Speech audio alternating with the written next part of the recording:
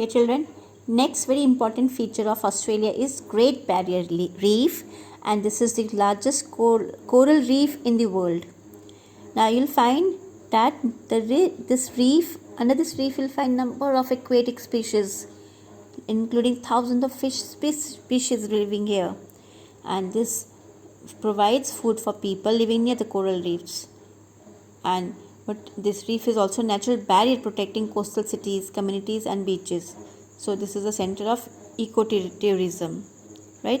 So what is ecotourism? Tourism which is directed towards exotic natural environments. So there's a support to conservation efforts and people can see the wildlife also, right? Here you'll find the next is Tasmania. Tasmania is another Australian island. Okay, it is located in the south of the eastern side of the continent, Australia, and it is separated from Australia by vast Great Canadian Line. And it was Abel Tasman who named it Van Diemen's Land, and later on it was called Tasmania, right? And over here the land is rugged, that is uneven, and this experiences temperate climate. Okay, and he'll find the vegetation is number of varied vegetation. Somewhere you'll find grasslands, somewhere you'll find dry midlands and tall evergreen eucalyptus forest also, alpine trees, cool temperate rainforest and moorlands. Now here the animals found in this place Tasmania is Tasmanian devil. So here you'll find Tasmanian devil, you'll find European red fox over here. So this is a carnivorous marsupial animal having a pouch in its body. So it is black fur, it has black fur with white patches. Then talking about the climate of Australia, you'll find there are 4 climatic zones in Australia: tropical monsoon, desert, Mediterranean and temperate. Now what are the factors affecting the climate? First of all, it's a location of the places, because northern part of Australia is lying within the tropics, so here the temperatures are very high throughout the year. Similarly, the part of the continent which lies below the tropics experiences ground frost in winters. It's very cold. And moreover, the trade winds and westerly winds, they cause heavy rainfall on the eastern side of Australia. Keep in mind.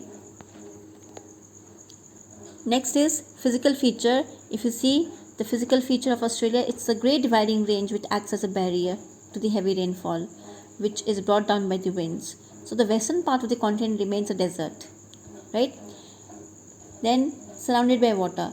Now Australia is an island continent which is surrounded by water from all the sides. So the coastal areas experience moderate climate as comparisons to the areas, the interior regions which are far from the coast, right?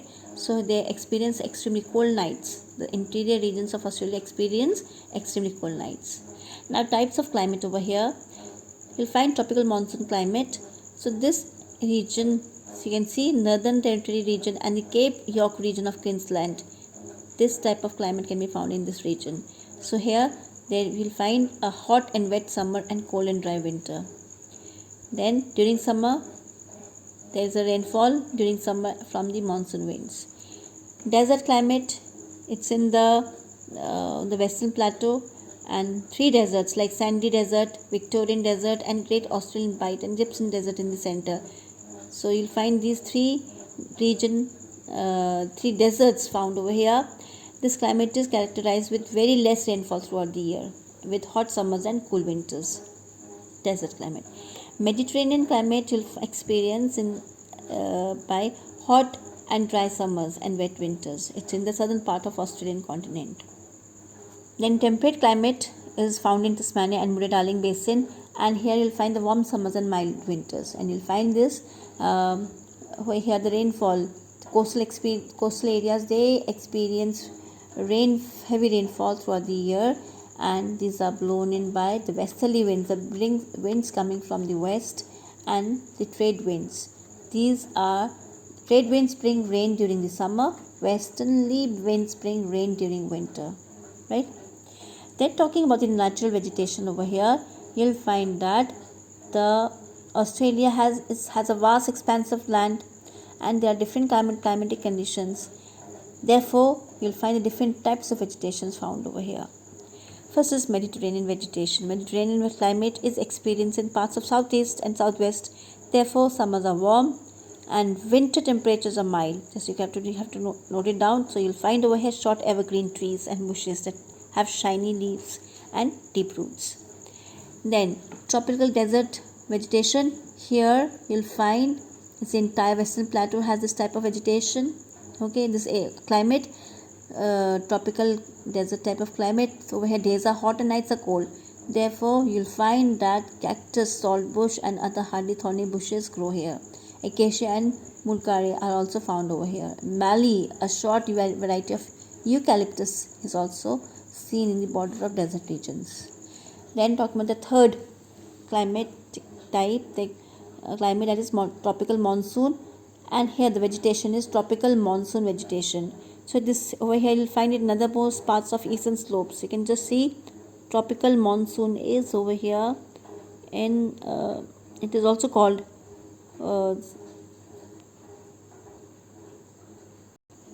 area with tropical deciduous forest. So you'll find over here this area is influenced by monsoon winds, right?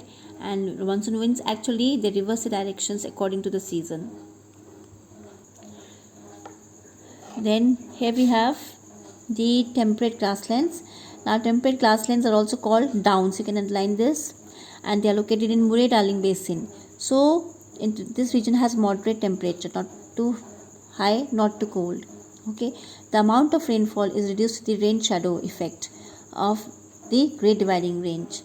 The rain shadow effect causes dry conditions on the other side of the mountain. See here over here in this picture it is shown how it is the rain shadow effect. Now an area, rain shadow effect is an area with little rainfall, okay, due to the effect of topographic barrier. Due to the mountain this barrier, see here the sea is, the prevailing winds blow over here, the mountains actually stop the way, the path of the wind. This part is windward. Okay, here the warm moist air is blowing along with the winds, but they do not, the mountains do not allow it to go to the other side. Therefore, this part of the region, the leeward side, it does not get rainfall at all. The rain falls in the part which is windward side.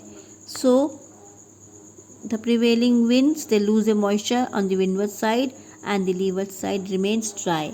This is what a rain shadow effect is created. This is called rain shadow effect. So here the grasslands here serve as rich pastures for sheep and cattle, right?